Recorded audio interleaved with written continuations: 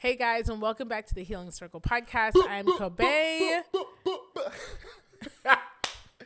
I'm Kyle. And this is Kyle, and we're so excited to be back with another episode. Let's jump right into it, babe. Yeah. Today we're going to talk about patterns. So when you think of the word patterns, what comes up for you? Why Am I Like This? Book that comes out April of 2023. Where's my camera, guys? That one? You? Hey, you. Buy the book. Was that what you were looking for? It wasn't what I was looking for, Okay. but I'll tell you what, it actually does feel very good how shameless you are at promoting me. Oh, yeah. It's a good feeling. Is Yeah, it I because told I'm your you when we cash got cow? together that I wasn't marrying you just because you're gorgeous. I just knew one day you were going to be super famous, and I want to ride on your coattails. I'm okay with that. Very romantic. I think everyone wants someone to say, hey, it's not you, it's your future money that I'm after. So it just so happens you're fine, right? So, I'm just doing my part, guys. She's going to be the next Oprah, and I'm going to be Stedman.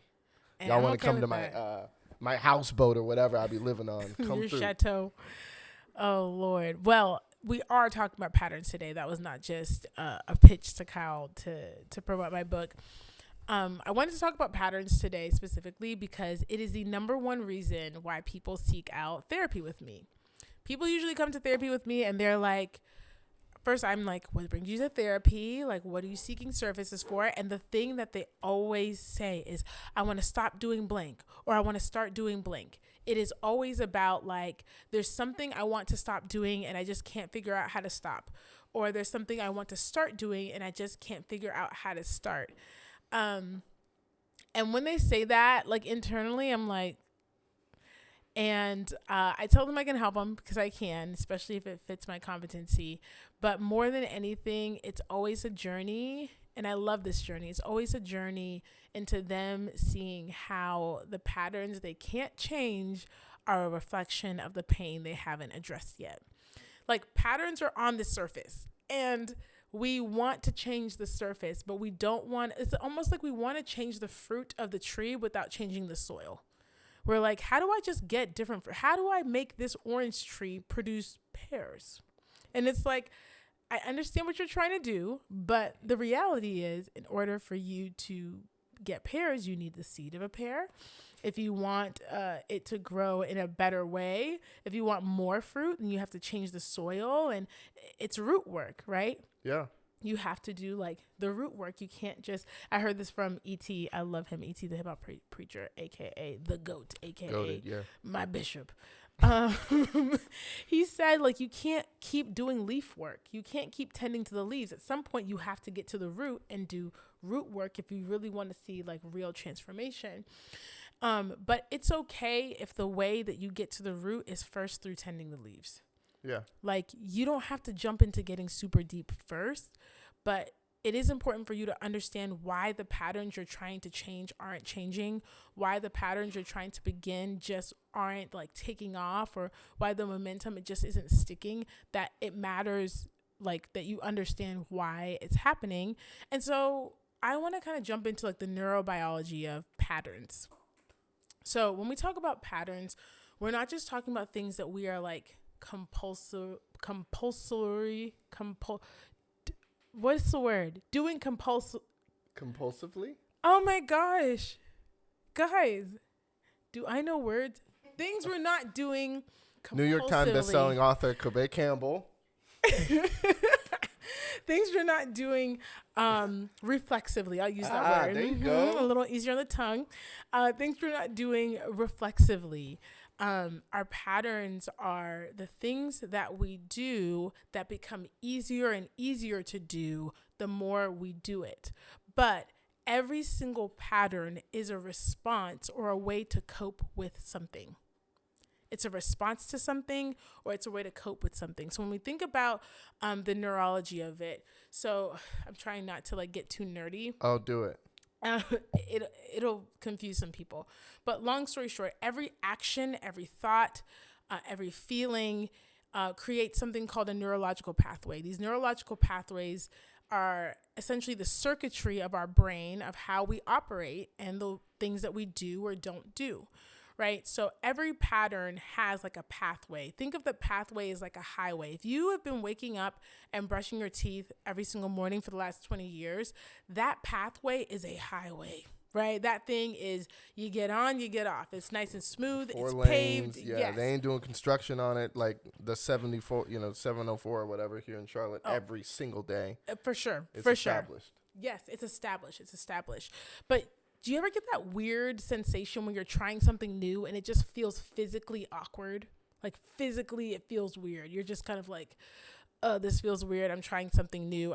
Or that sensation of like, I don't know how something works, or I'm struggling to understand something. Your brain is creating a brand new neurological pathway, right? So when you do something new, you're creating new neurological pathways. And this whole process of being able to create new neurological pathways is called neuroplasticity. So think about this. Is your brain, which is meant to, our brains are lazy. So let's say that. And our brains are meant to keep us safe. They're lazy, meant to keep us safe. Is your brain going to take the 4-lane highway when trying to do an activity? Or is your brain going to try and take the dirt path, which is trying something new, right? Which one's easier? The 4-lane highway, right? So for a lot of us, there are things that we did, thoughts that we thought, feelings that we felt in response to external stimuli. And we did it over and over and over and over and over again. Our brain is neurologically meant to hold on to the patterns that we've already been engaging in. That's why change is so hard, right? And so we have to ask not just why can't I change? We also have to ask why is the pattern there in the first place, and what function and what role does it play in our lives, right? So like the whole highway, neuroplasticity. Yeah. So that's how I can like get up and drive to work and not realize I ever took a turn. Yep. Right. Or when you're driving one place and you end up in a complete different place because your brain was you end up driving home when you meant to go to the store, and you're like, how did I get here? You kind of wake up to it. Yep. Or even like, this doesn't happen as much anymore, thank God. But there's a time in my life, especially earlier in my healing journey, when I would find out that I had said something mean about myself in my head. Yeah. So I would like do something, and I'd almost like be the last person to realize that in my head I called myself stupid. Yeah, like, oh, you're so dumb. Like, I'm an idiot. It's like reflexively, like it just happened. And then I'm like, well, I guess I am dumb. That's what I used to do. Now I'm like, no, I'm not dumb. Yeah. I'm learning. I'm a good. We tell our son Levi, like he's not a bad kid or whatever. He's a good kid having a hard time. That's right. Right. So I'm like, oh, no, I'm not dumb. I'm a good Kyle, just having a hard time. That's right. That's right. But that's all like part of that pathway stuff. Yeah, for sure. It is. So when we build these neurological pathways, it's from repetition, right? So we learn through repetition and we unlearn through repetition. A lot of people fall into the myth of believing that we learn based off of the knowledge that we have. That's not true. You learn through repetition, you unlearn through repetition, right? So you can do something every single day. I can be a sedentary person, which I kind of am, every single day of my life, right? If I somehow learn that I can lose 30 pounds by doing this like Shanti workout situation, just because I have that knowledge and the desire does not mean I have the physical capacity to act on that knowledge. And it's going to take me several times of trying to actually accomplish doing that, right? Yeah. And I think a lot of us, we try one time, we try 2 times. I know better. I'm so dumb. It's because I'm lazy and because I'm this. We say it to ourselves and then we say it to other people too. Like, you know better. Knowing better does not mean you have the capacity to do better. Attaining knowledge and implementing that knowledge and applying that knowledge to our lives, it all takes different parts of the brain, right? So like many of us think that we think that the patterns are just like moral failures. I keep doing this because I just don't want it bad enough. I keep doing this because I'm lazy. I keep doing this because I just like, I don't understand, or like there's a breakthrough I need. There's something. It's like, no, you learn through repetition. You're going to unlearn through repetition. But before we even get to the learning, unlearning, let's talk about what function that pattern plays, right? All patterns play a role in our lives, right? all patterns are a response to something. This pattern that you're struggling to let go of or you're struggling to hold on to, right? What role does it play in your life, right? And something I often ask my clients is like, what is the momentary benefit of this pattern, right? Because patterns... The pattern that you want to stop. Yeah, the pattern so that you want to stop. So they come in saying, I want to stop this. And you ask them, what are you getting from it? Yeah, what are you getting from this? And they're just like... That's a good question. They're like, nothing. It's terrible. I hate it when I do this. And I'm like, no, you're getting something out of it. You're getting something. Now, the cost benefit analysis is like, you're not getting as much as you're losing, right? But you're getting something out of it. And you're not going to be able to let go of it until you acknowledge what you're getting out of this pattern. Because you're still going to need that something, even if you lose the pattern. And you're just going to pick up another pattern. Bro, you got to be a therapist. Like, you got to spread the good news of whatever it is you just said. That's wild. You're going to just pick up another pattern and then get frustrated at yourself for the same heart issue that's showing up in a different place. And that's why I tell my clients, like, listen, this is about heart transformation, not behavior modification. Like, you're worried about changing how you act, but if you change the soil of the seed, that affects what you're going to bear fruit. That affects what's going to come out on the outside. Yeah. And so, like, we can keep trying to cut off the branches. We can keep picking the fruit so no one sees what it is. But at the end of the day, it's going to keep showing up, right? And so, like, when we don't recognize what these patterns give us, we struggle to let go of them. So one thing we have to understand is all patterns are self-destructive, all negative patterns are self-destructive and self-protective. It's taking something from you.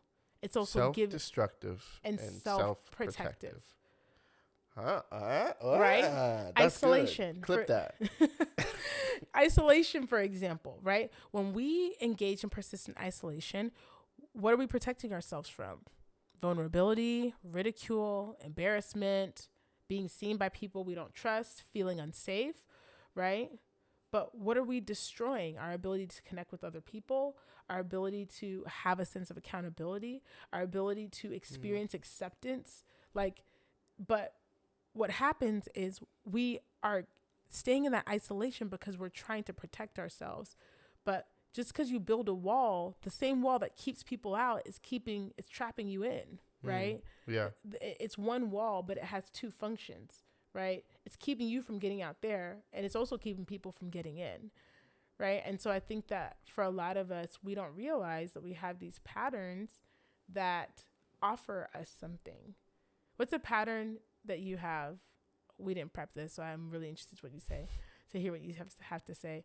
What's a pattern that you have that is both like self-protective, self-destructive, something that you like want to stop doing, but you can't stop doing it?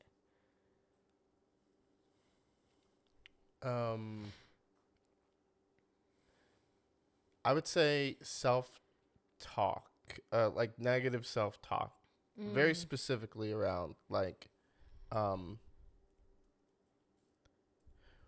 do I put it? For whatever reason, I'm like shame motivated. Yes. I don't want to be shame motivated. Yeah. But it's difficult for me to like do anything. I have to do a lot of emotional mental work to do something without shaming myself into doing it. If I'm going to work out, it can't be because I want to be healthy. It's got to be because I'm ashamed of the way I look. I can say I want to be healthy all day long. It ain't going to get me out to bed. But if I think about what I saw in the mirror 2 days ago, I'd be like, hey, bro, they ain't going to have me out here in these streets looking like this. I got to get up. And it trickles, right? Yeah. Like it trickles into all these different, even in our relation, there have been seasons in our relationship where it was like, you could ask me to do something and I want to do it, but I had like no drive to go and do the thing you wanted me to do. Yeah. Until it was like, dang, bro, I'm a trash husband. I guess like, so really you going to know what your wife wants you to do, but not do it? I'm just I'm just like beating down on myself. And then I like find the energy. Oh, okay. Now I feel like I can go do the thing. Yep. So I think about that. Like, it's obviously self-destructive. Yeah. But I think it's self-protective because yeah, it's kind of like a lot of comedians like got, made fun of when they were younger. And so you learn to tell the joke before someone can tell it on you type thing. And I think in a lot of different ways, I felt like a lot of shame, where I felt like people were going to shame me. So it's always like, nah, bro, I'm better at it than you are. Like, what's that? You said, what about me? Nah, I can do it better. Kyle sucks. Like, and it made me feel like safe. Like, at least I get to control the narrative, even if it's a narrative I don't like. Yes. And so like you're saying the momentary reward is control. Yeah. And like that control gives you a sense of safety. Right. So like, what do you think the detrimental effects are? Like the long-term detrimental effects that lead you to be like, I can't do this forever. Having kids. Yeah. I think that's like one of the beautiful things that God gives you when you have children. You're forced to start to consider like your life differently. And it was fine when I was shame motivated. Yeah. But it's near impossible to pass something on that you are not. So I found myself like, when I wanted to get my son's attention, I would like shame him. And when I wanted him to do something, I would like shame him. And I kind of became aware of it. I was like, oh, shoot. I don't have another way. I don't know how I don't understand people who like just be doing stuff for no reason. Who are just motivated. And so it's like, it was an issue when it was just me. But when the babies came along, it was like, no, I don't want him to have to do in his head all the things I have to do. So I'm going to have to figure something out. Yeah. And I've been figuring it out. But like, I think that was really it. Like, there are other answers, but that was really, when I saw my son's face, one of the first times I really like hurt his feelings. Just 2 years old. You see those big eyes start to water, and it's like, dang, bro, over a juice box? Yeah. Like, over a juice box? Like, I can't do this. Yeah. I gotta figure something out. Yeah, absolutely. And, I feel like our patterns are like Band-Aids, right? And like, they protect us from like the elements, right? But at the same time, if you take off the Band-Aid, you have to look at the wound. You have to be careful of like the wound that's there. And, I find with a lot of people that I work with, and even with myself, because I'm in therapy too, like there's this way that like underneath these patterns is this reality we're not ready to address. But with these patterns is a reality we know we can't keep living. Like, I can't keep living like this, but I also don't have the capacity to address what I'll have to face if I stop doing this thing, right? And so I've asked you this before, asked my clients this before, like whatever negative pattern that you're struggling with, that you're dealing with, if you could never engage in that pattern again for the rest of your life from this second on, what would you have to face that you have been trying to avoid? First of all, I'll say that's a terrifying prospect. Just Yeah. a terrifying question. Yeah. Like, what? It Why? is. Wait, what? What? Why? And also, no. I think for me, if I didn't have shame to rely on, I would have to, in order to live the life that I live and that I want to live, I would have to believe fundamentally that I'm good. And I am just not there yet. Maybe intellectually I know it. Yeah. But I'd like the idea of walking around every day and being like, yeah, like I'm the right person to be in the room. I'm the best option for my kids as a father. Yeah. I'm the best option for my wife as a husband. Like I'm in this meeting with a bunch of millionaires and like I'm the right guy to be in the meeting. Yeah. Like I can say that. Yeah. It feels like it's a Grand Canyon between like living that, and it's pretty terrifying. I don't know. Again, the rest of you guys are weirdos because I don't know how you live your life without a voice saying, "Boo! Get this man off the stage!" constantly in the background.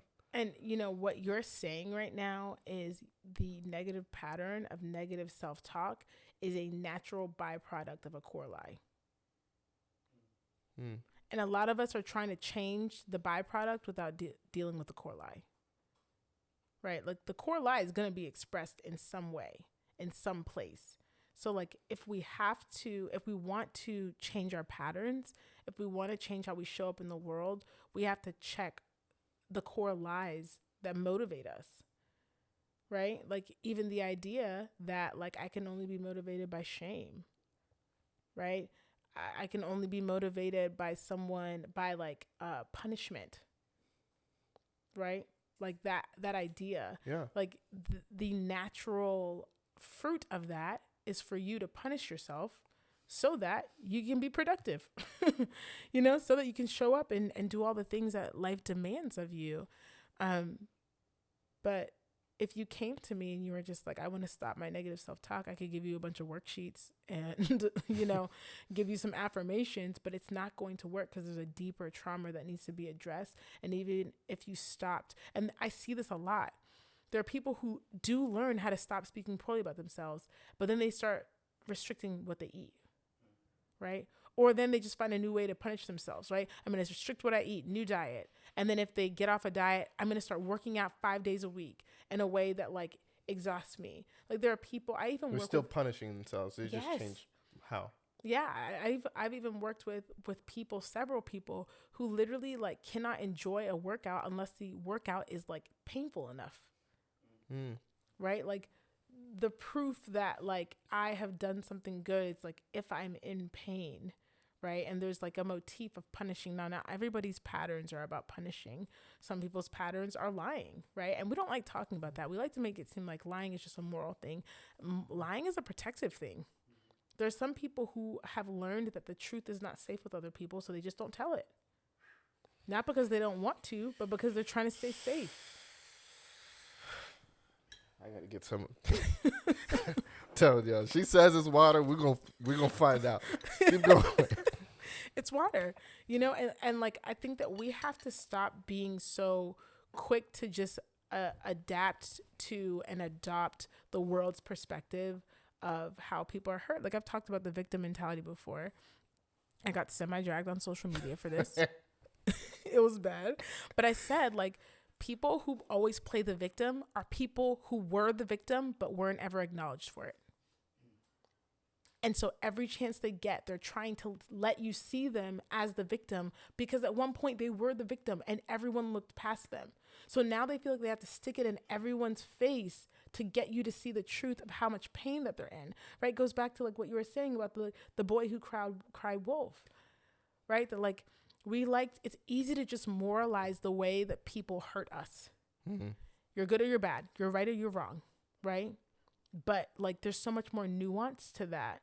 And like we look at people who lie and call them a liar, but like do we give them an opportunity to grow and change?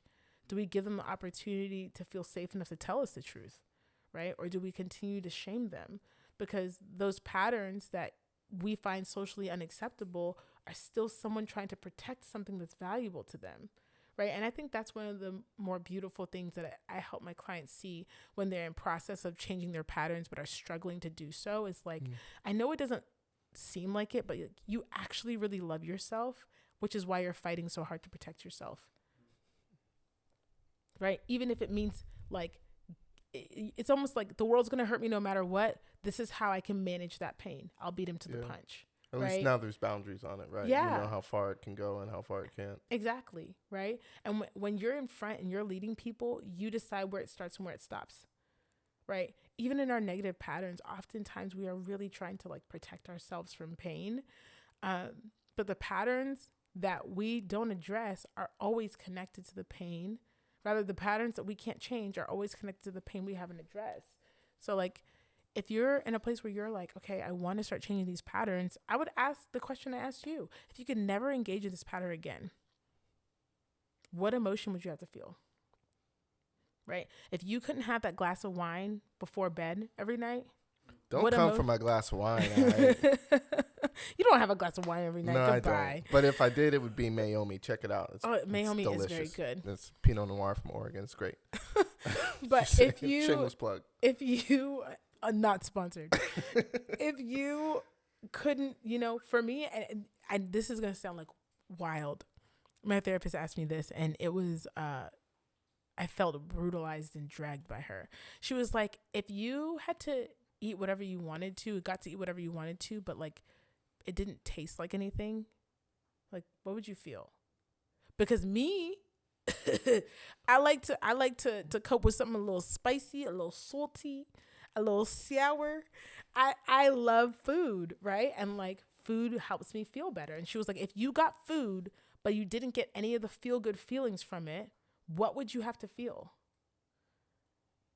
Sadness? Frustration? That sounds like a fate worse than death. Keep it hot. If No, someone just tomorrow took all the flavor out of food, yes. and like it was a thing for me that like food is something I love, food is something we need, but like my therapist could see how food was being used as a Band-Aid instead of a tool for subsistence. Yeah. Right, sustenance, not subsistence.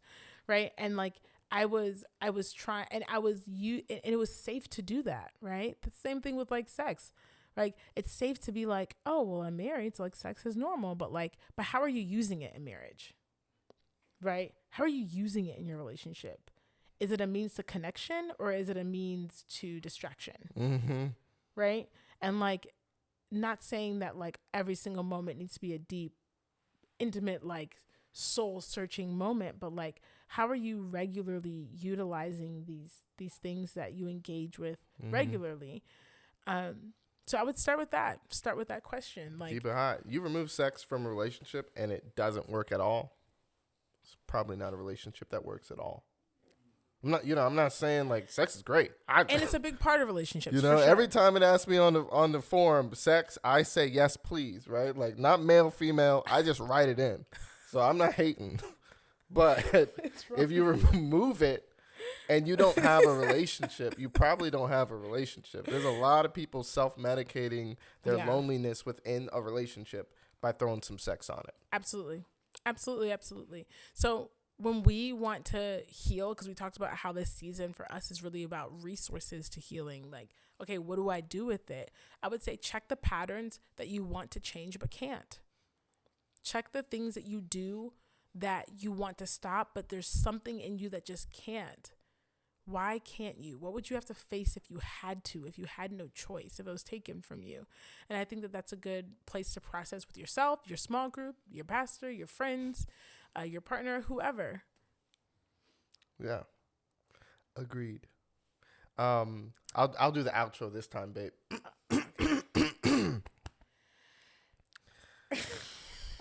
I don't remember how you do the outro. Oh my goodness.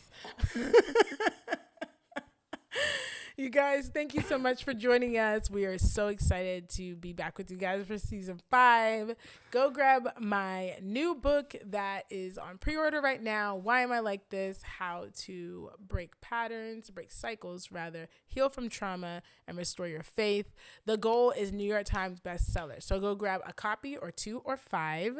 The link is going to be in the show notes. Also, if you're looking for an amazing community of people to grow, laugh, cry with, join the Inner Circle. There's free courses, free devotionals, free community, free Q&As. I moved Ask Kobe to that. And then also, if you need therapy, then you can visit my practice website. What's it called? It's brain fart. Healing Circle Therapy. Yeah, healingcircletherapy.org. The link is going to be in the show notes. Maria, who is amazing, is my clinician, and she does services in English and in Spanish. And Kyle is going to be a coach with the practice. So if you want someone who's not me, but married to me, there you go. Stole your joke. Yeah. Yeah. If you just need a guy, you just need a dude. You're like, hey, I don't need real help. I just need a body. Call your boy. All right. I will be the warm body in front of you. And we'll just talk, man. You know, we'll chop it up. I really I'm only focusing on seeing men, by the way. So, you know, just so you know. All right. Well, you guys, thank you so much. We'll talk to you soon until the circle comes back around. Bye. Bye.